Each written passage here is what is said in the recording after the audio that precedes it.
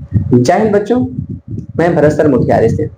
आज से शुरू हुआ अपना 10th बैच 2027, जिसे नाम दिया गया है ब्रह्मास्त्र बैच। देखिए, मेरा ऐसा मानना है कि आप जिस भी फील्ड को पढ़ रहे हैं, जिस भी फील्ड में आगे जाना चाहते हैं, पहले उसको समझिए, क्रम से समझिए कि आखिर वो है क्या। आखिर आपको इस फील्ड में आगे जाने के लिए क्या क्या पढ़ना पड़ेगा। तो आपको 10th में सबसे पहले सिलेबस पता होना चाहिए, जो आजकल 100 में से 80 बच्चों को सिलेबस पता नहीं होता है। तो हम पहले जानते हैं कि सिलेबस आपका क्या है, किस सिलेबस से कितने एग्जाम में क्वेश्चन पूछे जाते हैं।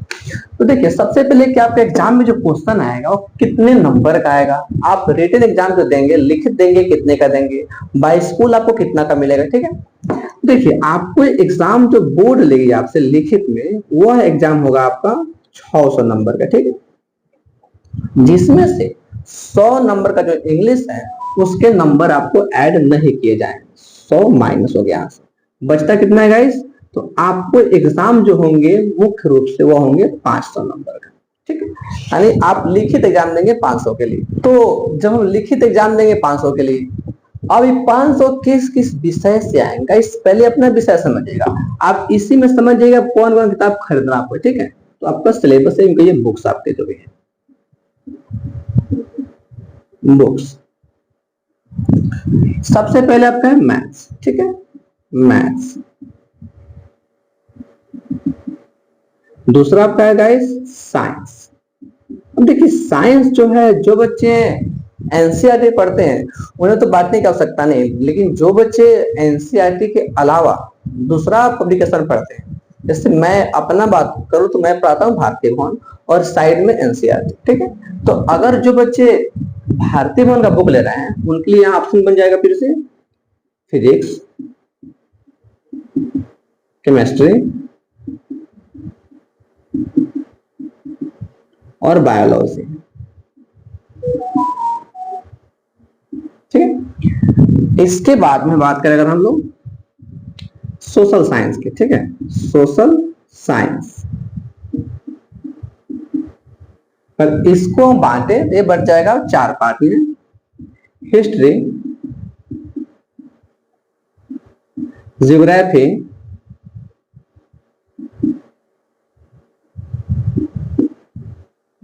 पॉलिटिकल साइंस, इकोनॉमिक्स, और एक और बुक्स जो है अलग नहीं है, हम लोग कहते हैं आपदा प्रबंधन, यानी कि डिजास्टर मैनेजमेंट, वो भूगोल में ही होता है। ठीक है, चौथा में बात करें तो हो गया हिंदी।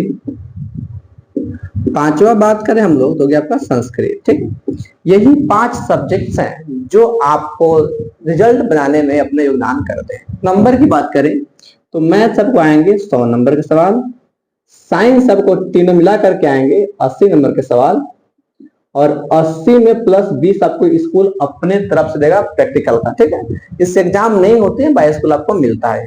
ठीक, सोशल साइंस की बात करके हम तो हिस्ट्री से 20 नंबर, ज्योग्राफी प्लस आपदा से 26 नंबर, इसमें ज्योग्राफी 20 और आपदा 26 नंबर, पॉलिटिकल साइंस से 17 नंबर, इकोनॉमिक्स से 17 नंबर, 17 17 34, 6 40, 20 60 और 20 80, इससे होगा आपके 80 नंबर के सवाल प्लस 20 स्कूल। ठीक है, हिंदी हो गया आपके 100 नंबर के और संस्कृत भी हो गया आपके 100 नंबर के। आप टोटल को ऐड करते हैं गाइस तो आपके 460 नंबर के रिटन एग्जाम होते हैं। ठीक है,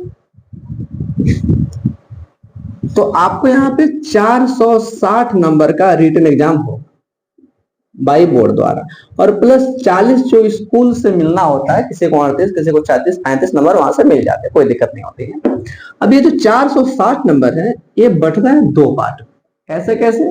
क्योंकि आपको पता है कि 50% बोर्ड ऑब्जेक्टिव क्वेश्चन पूछ रही है और 50% क्या पूछ रही है, सब्जेक्टिव पूछ रही है। ठीक है, तो ये 230 जो होता है आपका, यह होता है आपका ऑब्जेक्टिव, टिक मारने वाला यानी कि रंगने वाला, और जो बचा 230 यह होता है आपको सब्जेक्टिव यानी कि लिखने वाला। ठीक है, अब देखिए सबसे आसान होता है मैट्रिक को पास आउट होना, अच्छे अंक से पास आउट होना। ये रहा आपका ऑब्जेक्टिव। जो बच्चे ऑब्जेक्टिव थोड़ा बहुत पढ़े हैं उन्हें पता होगा कि आंसर अगर 4 विकल्प दिए गए हो ना उसमें से देख कर हमको आंसर याद पड़ जाता है, ये आप सभी को पता होगा, ठीक है। अब इसमें से अगर आप साल भर पढ़ कर जाते हैं ना, मान लीजिए साल, अभी जो बैच शुरू हो रहा है ये तो चलने वाला 17-18 महीना, तो अगर आप साल भर ऑब्जेक्टिव पढ़ के पास आउट होते, एग्जाम देने जाते हैं, तो 230 में 230 आप टैली करेंगे।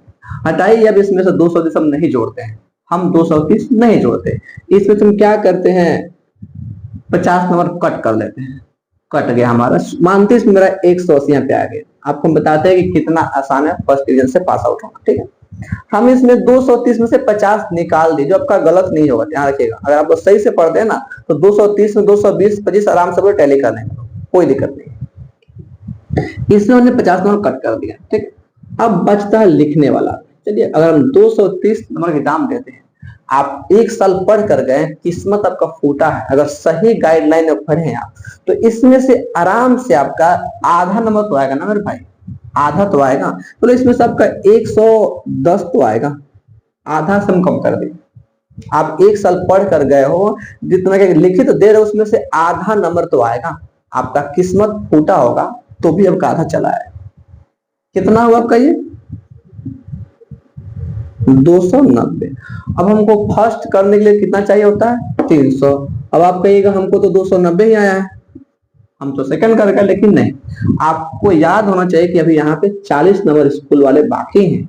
इसमें से कहीं अलग आपका दुश्मन निकला, 10 नंबर काट लिए, 30 नंबर ही दे दिया, कोई दिक्कत नहीं।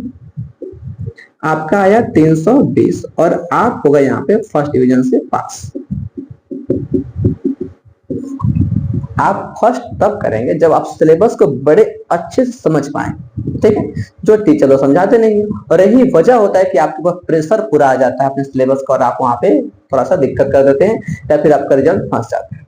तो आप सिलेबस समझ गए, आपको रोकने वाला कोई नहीं।